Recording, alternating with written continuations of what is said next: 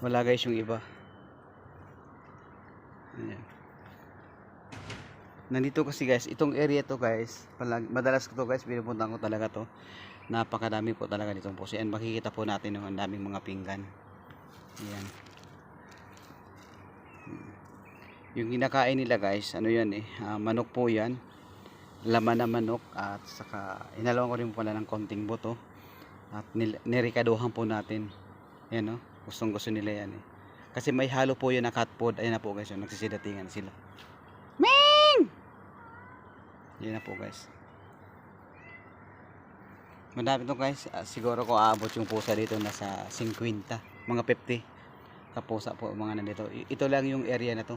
Ayun guys sa taas mayroon pa. Ayun Ayan, nagsisilabasan na guys Ming!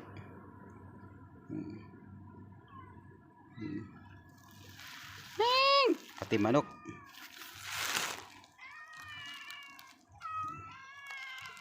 Ini pagkain nila. Yan. Napakalit na kuting.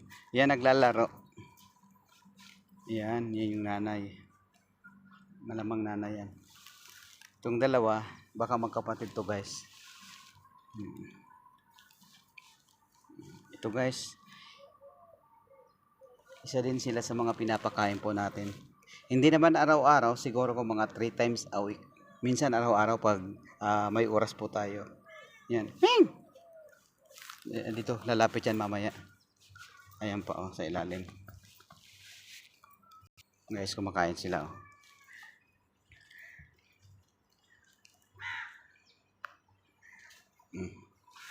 Ming! Yan, marami pa. Ganitong oras kasi guys, mga tulog pa yung mga pusang iba. Tinawag lang po natin kasi mamaya aalis po tayo. Meron po sa ilalim po.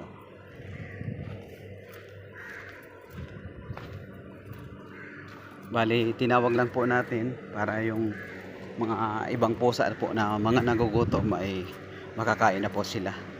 Napakadami naman guys. Yung serving na pagkain po yun para sa pusa. Siguro ko mga good for 20 serving po yun na pagkain.